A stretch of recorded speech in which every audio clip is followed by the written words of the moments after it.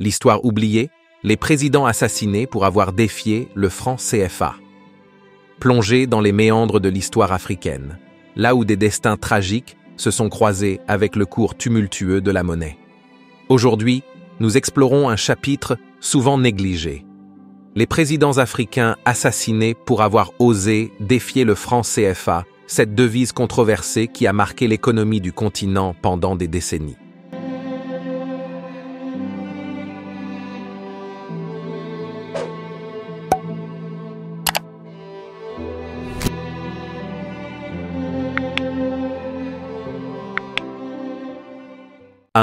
Djibo Bakary, Niger. En 1958, alors que l'Afrique francophone aspirait à l'indépendance, Djibo Bakary, leader du parti Sawaba, clame haut et fort son refus de continuer sous le joug colonial. Non, a-t-il proclamé, payant le prix fort pour son audace. 2. Sékou Touré, Guinée. Sékou Touré, fervent défenseur de la liberté, a rapidement réalisé que la véritable indépendance ne pouvait être obtenue qu'avec une monnaie souveraine. Son choix de créer une monnaie nationale a déclenché une série d'événements tragiques qui ont conduit à son isolement et à sa lutte solitaire contre l'impérialisme. 3. Modibo Keïta, Mali. Modibo Keïta, le premier président du Mali, a été renversé dans un coup d'État orchestré par des forces hostiles à sa vision d'un Mali véritablement indépendant. Son crime? Avoir eu le courage de créer une monnaie nationale et de quitter le giron du franc CFA. 4. Sylvanus Olympio, Togo. En quittant la zone franc CFA et en prévoyant de lancer une monnaie nationale pour le Togo, Sylvanus Olympio a scellé son destin. Son assassinat, juste avant la concrétisation de son projet, a marqué un sombre tournant dans l'histoire de son pays. 5.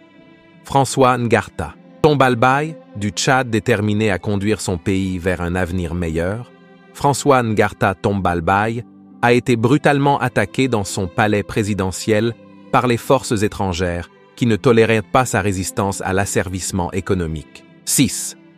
Colonel Mouammar Kadhafi. Libye.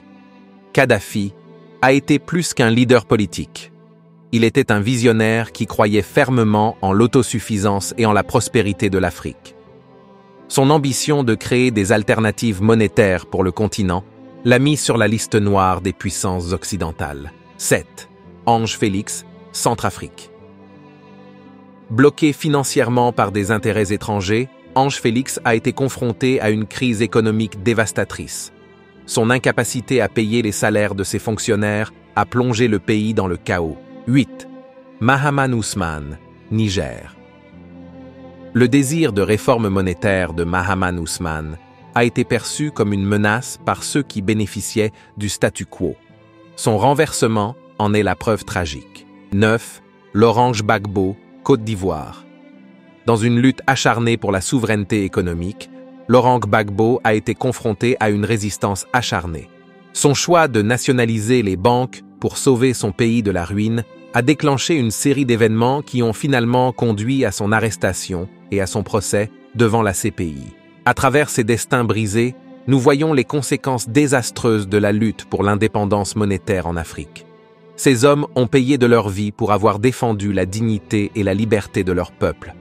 Leurs sacrifices ne doivent jamais être oubliés dans le récit de l'histoire africaine. Ensemble, honorons la mémoire de ces présidents courageux en continuant leur lutte pour l'indépendance économique de l'Afrique. Informons-nous, partageons ces histoires souvent oubliées et soutenons les initiatives visant à promouvoir des systèmes monétaires souverains sur le continent. Chaque voix compte dans la construction d'un avenir où l'Afrique contrôle son propre destin économique. Rejoignez-nous dans cette initiative pour la liberté et la dignité de tous les peuples africains.